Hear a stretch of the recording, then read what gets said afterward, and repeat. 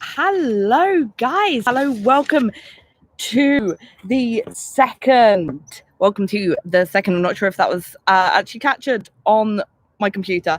Welcome to the second Straight Talking English live podcast coming to you from my 28th day of lockdown. If I am looking weirdly around, that is because I have a Twitter live going at the same time as my YouTube broadcast on my phone. So if you prefer to look at me on Twitter, go for it. STR8 Talk English. You can also find me on straighttalkingenglish.com. And if you search up the Full Context series of books on Amazon, you should be able to find my first 4 books about 19th century literature. Book 5 is this close to being finished, and hopefully it'll be out before the end of the month, which is on the Power and Conflict poetry half of the AQA anthology. If you're already on my YouTube, if you're coming at this on Twitter, search up Straight Talking English on YouTube and you'll be able to see my face and a bunch of cool videos I made about the context of some of the other poems. So let's get down to the nitty gritty. Let's be talking about the question that is the title of this. Who was Ozymandias? The image of the 2 legs in the desert from Shelley's poem is kind of a cultural icon now. It's been brought up so many times. It's in Futurama, and you have Ozymandias from Watchmen as well. And it's kind of this thing, that's pretty vague, right? It's kind of this image that we keep referring to about the futility of man. But obviously something was going through Percy Bysshe Shelley's mind when he was writing this thing. What must have been going through Percy Bysshe Shelley's mind is one of the following 5 options. Sorry, my Twitter stream has just failed, and I am going to get rid of that bad boy. Sorry if you were following me on Twitter. This is not working. There are a couple of options for who inspired PBS, Percy Bysshe Shelley, to write Ozymandias. And we're going to go through the suspects today. So, first suspect is Jesus. All right. If this is opening to Poirot, I've called you all into this room, then it's already going pretty well, let's face it. First suspect is Jesus. The reason I say that is because Percy Bysshe Shelley was a notorious atheist. In fact, he was so notorious, he got kicked out of uni for it. So his dad was an MP. We're talking about the time in history where people could buy an MP's office. I mean, say what you will about the system now, but we can't strictly buy an office. His dad was an MP. And it was expected that when PBS reached adulthood, he would also become an MP and take over his dad's seat in Parliament. However, while at Cambridge, like many good little poets, he discovered this wonderful thing called atheism. He wrote a pamphlet called The Necessity of Atheism that was so scandalous. Him and his best mate got chucked out for it. Right, let me read you a bit of this. All right. Human vanity is so constituted that it stiffens before difficulties. The more an object conceals itself from our eyes, the greater the effort we make to seize it, because it pricks our pride, it excites our curiosity, and it appears interesting. In fighting for his God, everyone, in fact, fights only for the interest of his own vanity. All right. This is pretty serious business in the late 18th century. All right. I'll give you that. Legislation called the Six Acts said explicitly every meeting for radical reform is an overt act of treasonable conspiracy against the king and his government. So, if you meet up with your friends to talk about politics, to talk about voting, then you are officially committing treason. This actually affected William Blake, bizarrely enough, because he told a soldier to get out of his garden and As a result, apparently that counted as treason. Blake was not convicted for telling someone to get off my land. We had Training Prevention Act. That meant you could not practice anything with weapons. If you enjoyed archery, if you enjoyed fencing, no, banned. If you owned anything that could be considered a weapon, banned, straight to prison. If you had a meeting which talked about any public grievance or matter of church and state, so Bible study, like conservative club, like even like a philosophy society, no, prison. The Blasphemous and Seditions Libel Act, if you write something which the king does not agree with, or you write something that's overly critical of the crown, transportation for 14 years. Misdemeanors Act, you cannot be granted bail. Newspaper on Stamp Act makes the taxes on printed work, such as newspapers and pamphlets, which a lot of political messages were spread through, totally illegal. The amount of taxes mean that you'll never be able to spread this again. Okay, it didn't last. Obviously, it didn't last because we're allowed to criticise our government. Now, if I want to have a meeting with my friends and talk about politics, I will not be transported for 14 years. But Shelley would see the crown, the king, as being this almighty edifice trying to control its power and failing, because no way you can keep people down that long. Is the state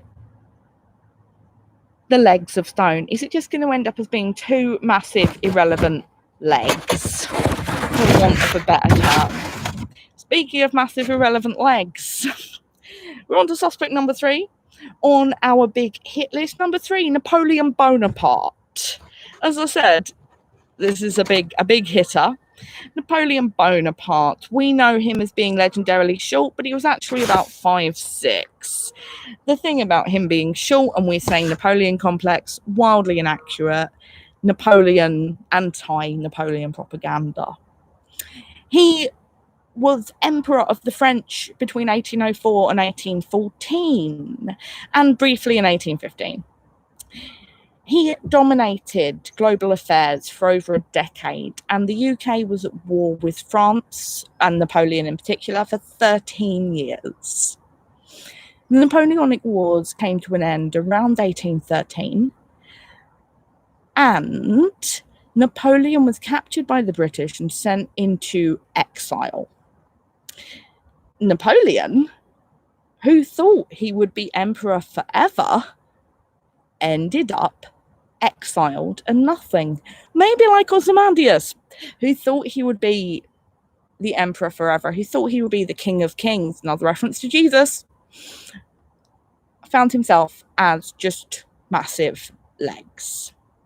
It works timing wise, and it works like arrogance wise for it being Napoleon. But that brings us on to our next suspect, Ramasees II of Egypt. Like I said, it's big names. He aims high. Reasons I'm saying Ramasees II of Egypt. So around about 1798, Napoleon led his expedition to Egypt. Though it was primarily a military occupation, a military mission, let's say.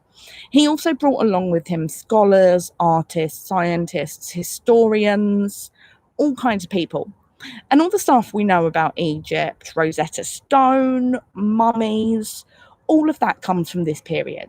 For the first time, scholars are actually cataloguing and looking in kind of an Enlightenment scientific way at ancient Egypt. Who do they find? But a statue of Ramasees II. Ramesses' name, translated into Greek, is Ozymandias. All right. That was a little bit obvious. And this mighty great pharaoh, whose statue was pulled out of the ground, is just, it's just a relic now. He's a famous one, but he is just a relic. Ooh. Which brings us on to suspect Number 5, Lord Byron. I've actually done a video on Byron on this channel already. If you have a look at the context of Byron's When We Two Parted, you will learn a little bit more about George Gordon, aka Lord Byron. And the reason we say that is because in the records of the dig in which the statue of Ramasees was found, he's found having a big happy smile on his face, a big happy smile on the face of the statue. But Ozymandias has a sneer of cold command, just like Byron. In all of his portraits, Lord Byron does this sneer thing with his lips, and like it was like a weird aristocratic thing, whatever. It was his deal as one of the first modern celebrities. Byron and Shelley were besties, and they hung out together a lot around Lake Como, around Geneva, around a lot of parts of Italy. But Shelley was into poetry because he felt this pure poetry deep in his heart, blah, blah, blah, whatever. And he felt Byron was into poetry because it made him a celebrity. He also felt like his work was overshadowed by Byron. So Shelley would write a nice poem, Byron would write a really tacky poem, but it would be a bestseller. Whereas Byron thought that Shelley was kind of his like little brother, like a little wannabe. So despite the fact they were besties, they kind of had this friction, kind of had this tension. So is this a message to Lord Byron saying, celebrity won't last? You think you're so great, you're going to end up as 2 legs because your celebrity will fade. Ultimately, though, Byron's celebrity didn't really fade. He ended up just getting more and more scandalous, and then randomly died trying to liberate Greece. But was that Shelley's warning? Those are our 5 suspects. But there is a 6th anti-suspect. The 6th anti-suspect is all of these suspects are wrong. It's just made up.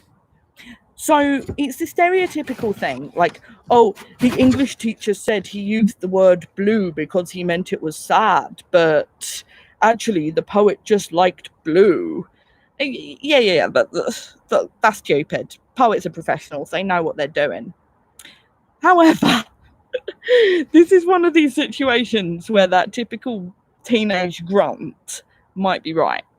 So Shelley and his circle of literary besties would set each other competitions.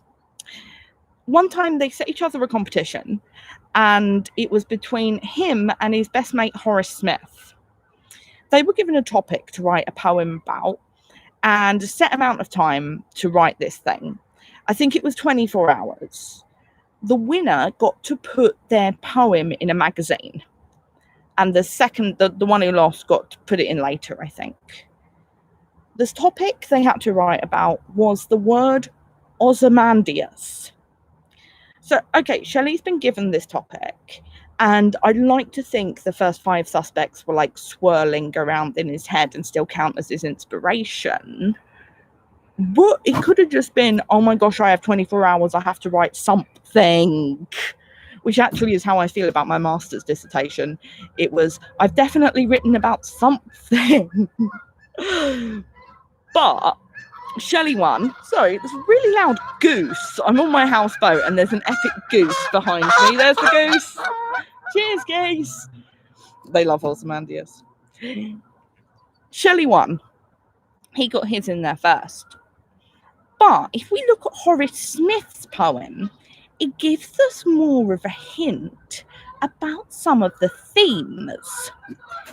Oh my gosh, they're doing a second flyby. They are not. I know they don't like Shelley. It's that attitude. Horace Smith's poem goes, in Egypt's sandy silence, all alone, stands a gigantic leg, which far off throws the only shadow that the desert, misspelled D-E-S-A-R-T, desert, knows. I am the great Ozymandias, saith the stone. The king of kings, this mighty city shows the wonders of my hand. Dash, the city's gone. dash. Naught but the leg remaining to disclose the site of this forgotten Babylon. We wonder, and some hunter may express wonder like ours when through the wilderness, where London stood, holding the wolf in chase, CHACE, again, I'm going to circle that in green pen, say check that. He meets some fragment huge and stops to guess what wonderful but unrecorded race once dwelt in that annihilated place. So at least for Smith, Ozymandias is all of us. It is the world. It is society. The poem takes place in some kind of post-apocalyptic Stargate SG-1 kind of vibe, where we're using ancient Egypt to talk about what's going to happen to our world.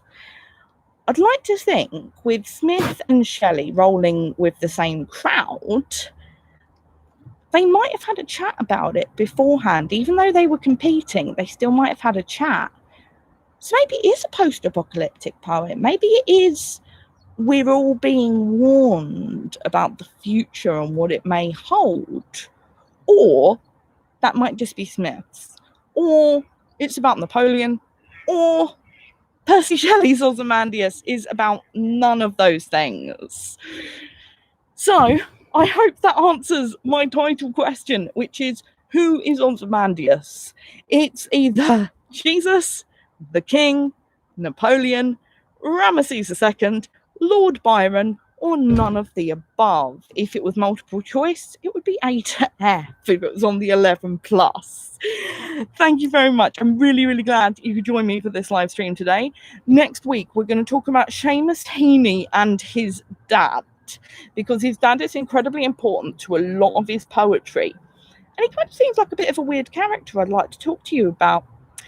If you like what I'm doing, Patreon/Straight Talking English. For as little as £1 a month, you can support my show and my work. Top tier subscribers get to commission an essay and an episode. I'll throw in a video as well on any topic that you like. Hopefully something literary. I don't really want to write about lemonade, but hey, top tier subscriber, we can negotiate. I'm STR8 Talk English on Twitter. I am straighttalkingenglish.com. I am podcasting on SoundCloud, Spotify, iTunes, and basically anywhere that you get podcasts. I think that's everything. Amazon, you can find me on the full context. You can search that up and you can find me. And you can check out the rest of my YouTube channel. Please like and subscribe if you think this is something that you are enjoying.